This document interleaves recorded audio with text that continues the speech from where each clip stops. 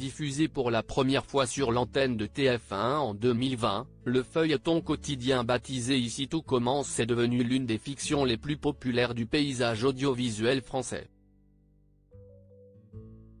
Pour mémoire, cette série à succès, qui est diffusée du lundi au vendredi à 18h30, est en réalité le spin-off de l'autre feuilleton quotidien emblématique de TF1, Demain nous appartient. Lancée sur l'antenne de la première chaîne en 2017, cette fiction quotidienne, qui est programmée du lundi au vendredi à partir de 19h10, a vu certains de ses personnages partir pour rejoindre Ici tout commence en 2020. Ce fut notamment le cas de Clément Remien. En effet, le personnage de Maxime Delcourt, qu'il incarnait depuis 3 ans dans Demain nous appartient, fut transféré sur Ici tout commence.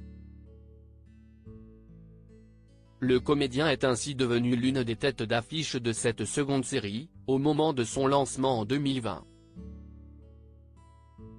En plus des personnages provenant de Demain nous appartient, de nouveaux visages ont fait leur apparition dans le deuxième feuilleton quotidien de TF1. Ce fut notamment le cas du personnage d'Hortense, incarné à l'écran par l'actrice Catherine David-Zeka.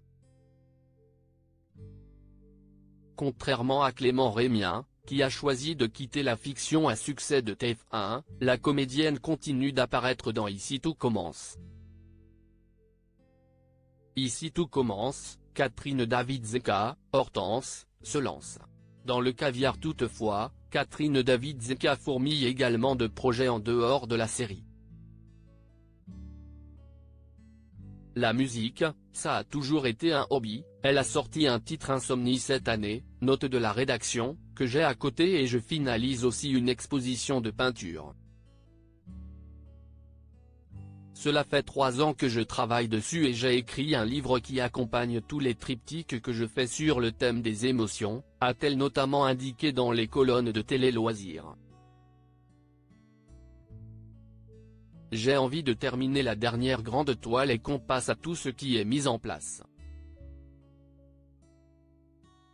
Je dois trouver un lieu et en discuter avec les galéristes que je connais pour pouvoir trouver une structure qui puisse accueillir cela, a également ajouté l'actrice, qui a récemment lancé sa propre marque de caviar, baptisée Zen Caviar.